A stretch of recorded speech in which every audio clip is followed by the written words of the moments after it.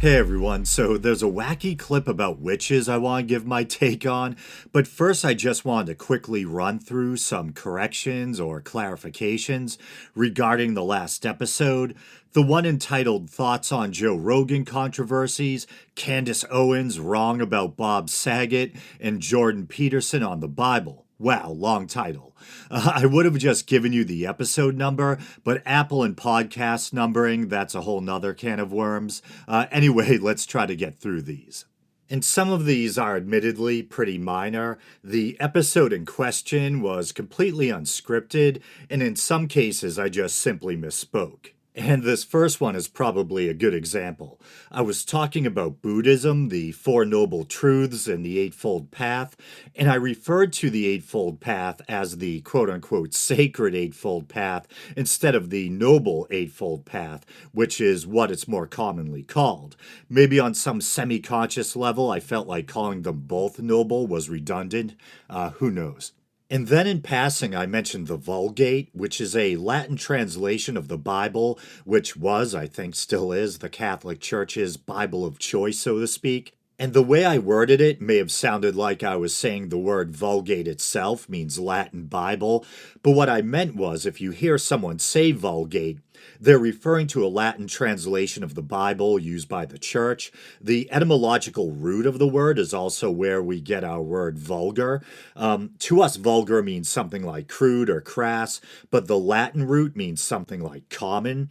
And there's a couple of related Latin words or terms that come into play. Vulgare, hopefully I'm pronouncing that right, which means common or commonplace.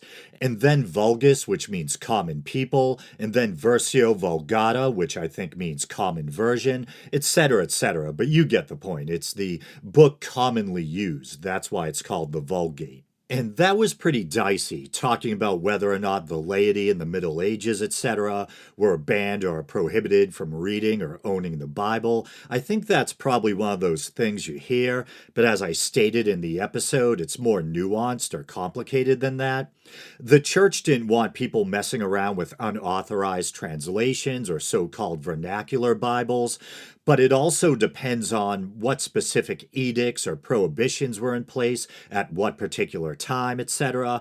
But supposedly the laity were free to access the Vulgate, which of course was the version authorized by the church. But it should probably also be kept in mind that just because you had access to the Bible, most people in the Middle Ages were illiterate.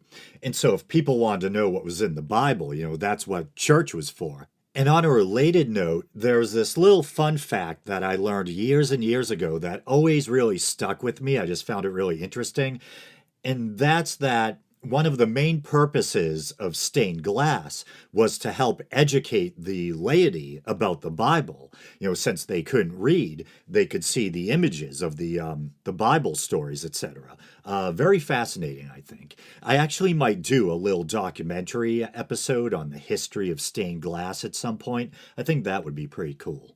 But the slip up I made in that episode that bothered me the most was I was talking about the influence of Greek philosophy on the early church or early Christian thought. I said, quote unquote, especially Aristotle. And I was listening back and I was like, oh shit. It's one of those things where I knew what was correct, but I just had some kind of brain glitch and misspoke. Early on, it was Plato, not Aristotle, that had the biggest influence. And then from about the 13th century on, with Aquinas, etc., you have the heavy influence of Aristotle. And I've said before on the show, there's kind of a trade off when you're trying to decide whether to do something scripted or unscripted. On the one hand, there's a sense of authenticity and perhaps human warmth that you get with unscripted content. It feels like you're listening to a person's honest, unfiltered, naturally emerging thoughts. But the price or trade off is, and this is just part of being human, people sometimes misspeak, misremember things, search and fail to find the right words in the moment, and unintentionally, phrase things incorrectly or awkwardly. And then comes the need for the clarifications and corrections, and that's how we got here. With scripted material, on the other hand, you can polish the script, refine what you're going to say ahead of time, avoid all the ums and ahs, etc., verbal leakage, I think they call it. But the cost there is that you run the risk of things sounding kind of cold or overly prepared. Great for documentary episodes, perhaps not so much for topical or news story stuff. Well, it all depends. Obviously, when you're watching the news, that's all been pre prepared. But me, as an independent content creator, I like to take a more kind of relaxed or casual approach to news story episodes. Just kind of read them and kind of chuckle at the crazy parts and give you my honest thoughts as I go. But I brought up the subject of the Bible in case you missed the last episode because I was responding to Jordan Peterson's most recent appearance on Joe Rogan's podcast, in which he made the assertion that the Bible, according to him, at least in Western society, he does offer that caveat, is the foundation for our shared human understanding. I'm kind of paraphrasing there, but I believe it's close, or that's the correct gist. And what he meant by that is that since the Bible, and he rightly points out that technically the Bible is an anthology, it's a collection of books, ta biblia, I think, in the Greek, right? Something like that. But since gonna have to issue another correction next week, probably.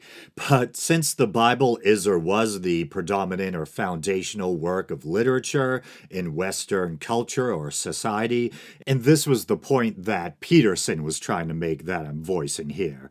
But he is right in the sense that for a long time, prior to the printing press, etc., it was kind of the only game in town in Christian Europe. And since, and this is the point he was trying to make that I'm continuing with, and since it influenced other subsequent important literary works like those of Dante and Shakespeare. And speaking of Dante, this just occurred to me. I was trying to make the point in the last episode that, there were other influences on Western culture than just the Bible and Christianity. Not that he's saying, I don't want to erect a straw man here, not that he's saying there weren't any other influences, but even literary influences I'm talking about. And a great example is Dante, and it was Peterson who mentioned Dante and Shakespeare by name.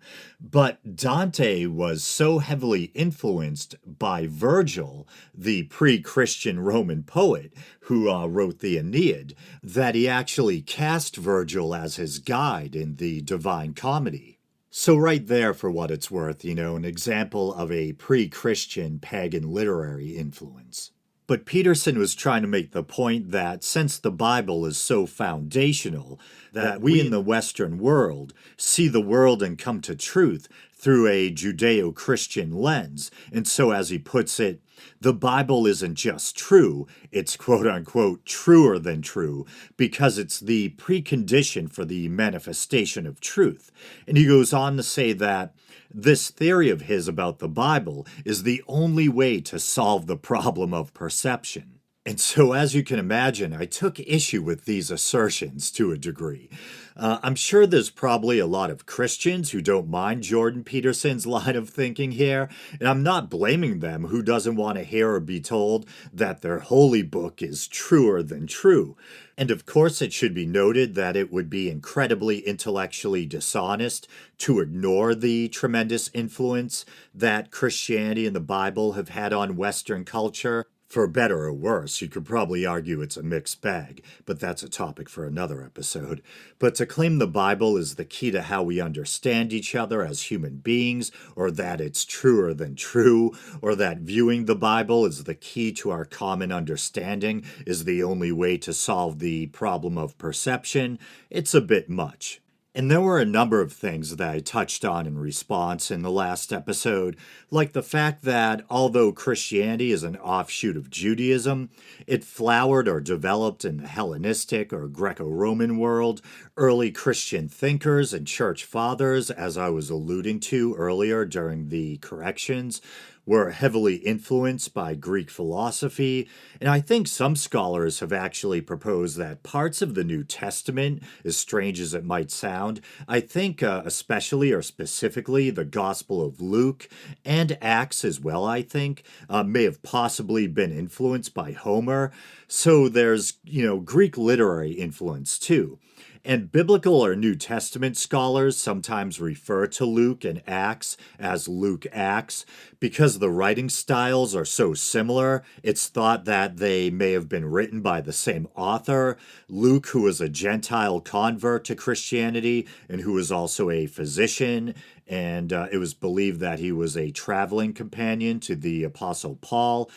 Based on the writing style, it's thought that whoever wrote Luke Acts, no reason to think it wasn't Luke, as far as I know, that they were probably highly educated and very familiar with Greek literature and Greek writing styles. But in my own rambling, digression laden way, I'm trying to make a point about outside influences that shaped Christianity. That Christianity didn't emerge in a vacuum, and that there's pre Christian influence on Western culture. And, in a sense, not only is the Bible not the foundation of everything, but the Bible itself was influenced by various other traditions. You can go back to the Old Testament and the influence of ancient Mesopotamian religion, Epic of Gilgamesh, and that kind of thing. And then I also mentioned, regarding other influences on Western culture other than the Bible, that there's the pre existing languages, because as part of his theory, Peterson talks about language and nested meanings and associations, but the pre existing languages and cultures, beliefs, and traditions of the European peoples that would eventually become Christianized. Probably things like folk stories carried on through oral tradition, pagan customs and ideas, etc., that continued to endure even after the advent or spread of Christianity. And as someone who's long been enamored with mythology and ancient pagan cultures, etc., I've always loved those little reminders that are still hanging around, like the pagan roots of some of our holidays.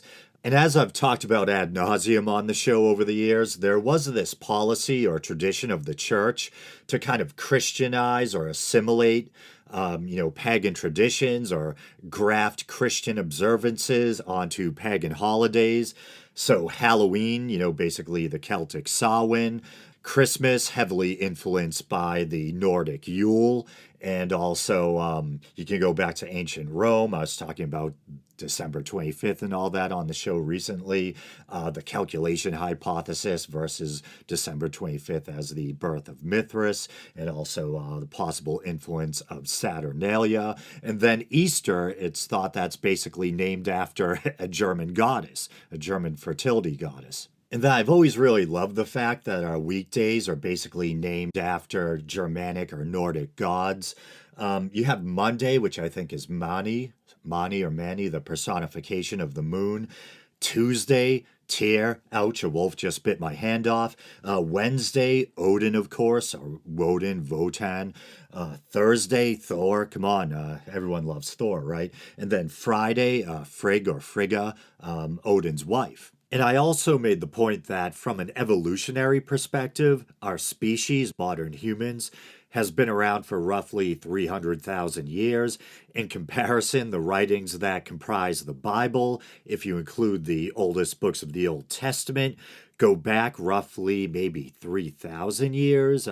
Probably less. I think much of the Old Testament or Hebrew Bible was thought to have been written or produced during the Babylonian captivity, so 6th century BCE, right? But the stories were probably based on oral tradition and writings that went back even earlier. The earliest writings of the New Testament, in contrast, of course, only going back to the 1st century CE, Common Era. So only 2 or 3 are somewhere approaching 3,000 years, 5th to 8th century, BCE, depending which books you're talking about. So yeah, compare that to the roughly 300,000 years our species has been around. My point being, we've only had these books for a minuscule fraction of our collective existence, and nevertheless, we obviously managed to survive and endure all that time without them. And I think that's because we're an evolved species of social animal. And I also think that's where a lot of our ability to understand one another and work together comes from. Birds don't need a holy book to know to congregate together on a lawn, or chimpanzees to engage in reciprocal behavior like grooming or to band together in troops. And I'm not trying to sugarcoat things. As I've always said, I think we're a mixed bag. I think we've evolved with a capacity for empathy, altruism, group cooperation, but also tribalism and violence. And I think the morality in the Bible, especially the Old Testament, with its healthy sprinkling of tribalistic violence, is probably what you'd expect from a species of evolved ape. I don't know if it was Christopher Hitchens or if he was quoting someone else, but I think I remember him saying that in a sense, you could say the Bible or religion gets its morality from us, not the other way around. And I think there's a lot of truth to that. But to be fair, I think there's probably also a kind of feedback loop effect too, where our naturally evolved primate moral sense probably, inform the morality of our man-made holy books and religions, but then these religions and texts with their own particular character and their specific prohibitions and mores and collected stories, then in turn, further culturally shape or refine our moral sense or worldview, for better or worse, depending on what's in them. But I think it's an oversimplification to suggest, as Peterson did on Rogan's show, that because a particular culture has a shared holy book that informs their worldview, in this case the Bible, that it makes it quote-unquote truer than true. And like I said in that episode, I think if you read between the lines, you can see what he's trying to do.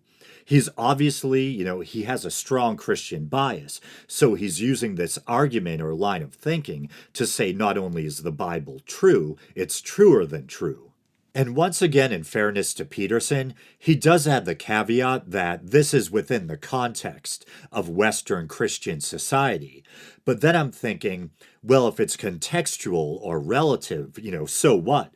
Then you can say the Bhagavad Gita or the Vedas are truer than true for Hindus, or the people of India, or even though, like Christianity and Judaism, Islam is an Abrahamic faith, with the importance Muslims place on the Quran and how foundational it is to them, you could say the Quran is truer than true.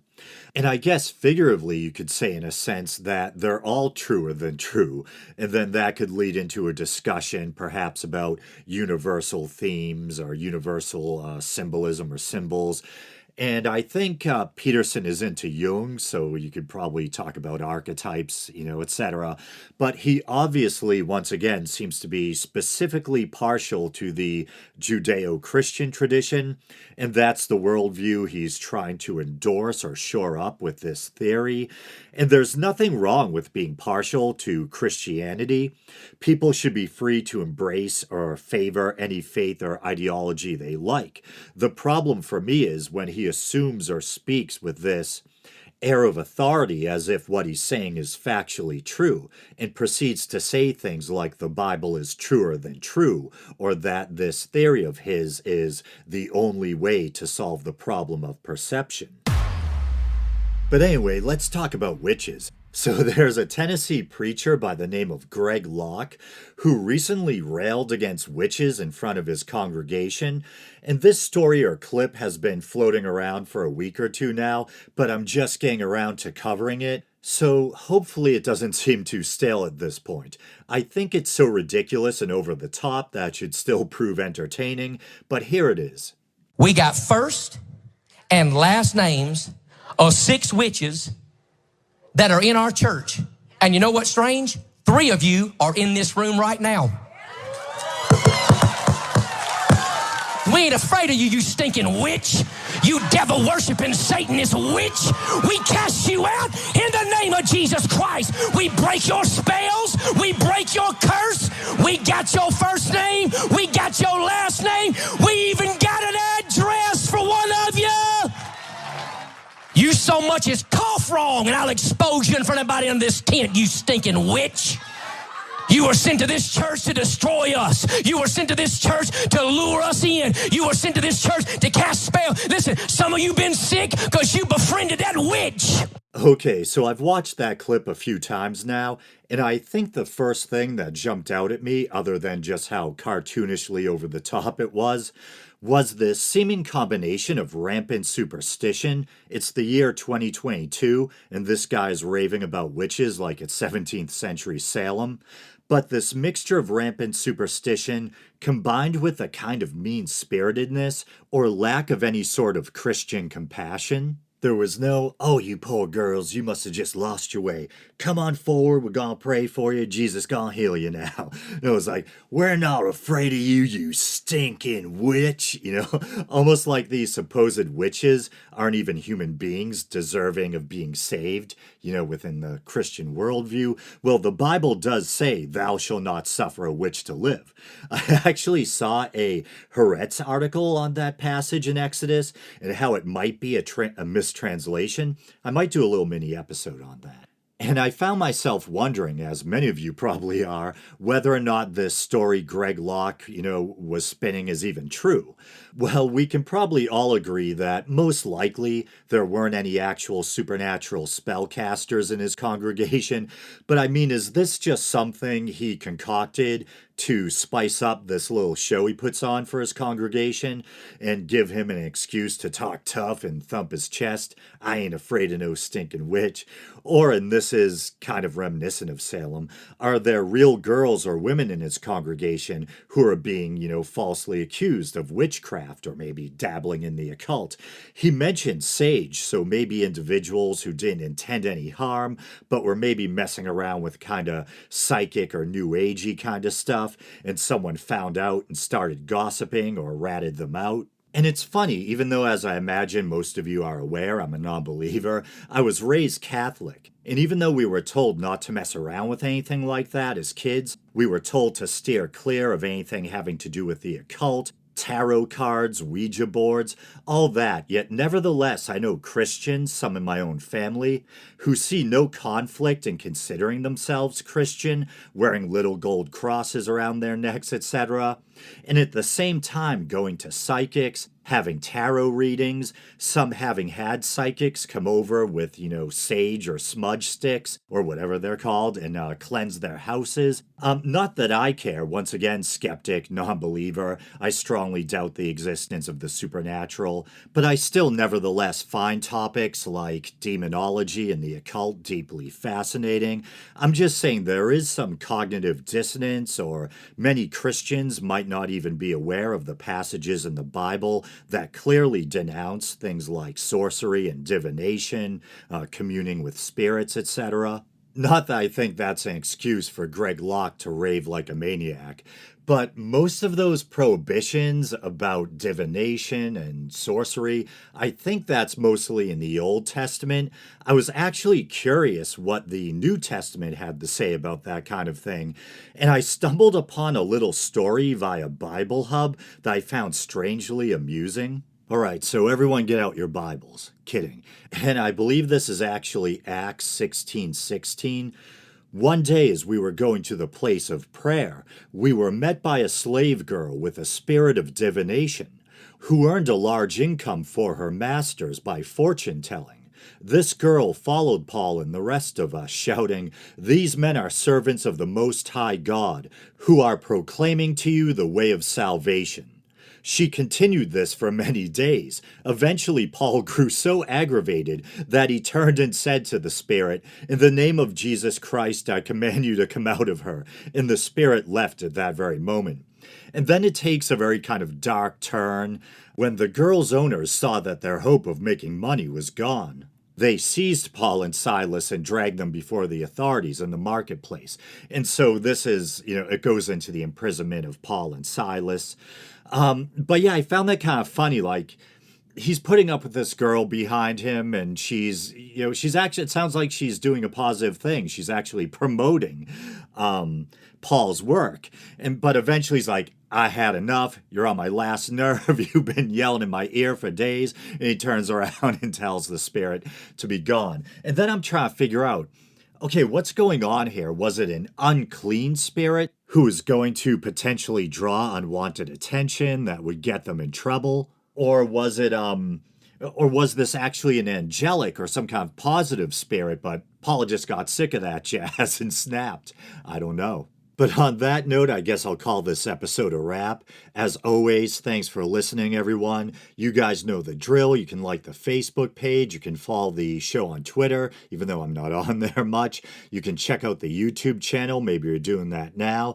If you'd like to support the show monetarily, you can go to patreon.com/theweekindoubt and help support what I do here for as little as 99 cents a month. All right, brothers and sisters, until next time. We ain't afraid of you, you stinking witch. We ain't afraid of you, you stinking witch. It's the power of Christ. The power of Christ.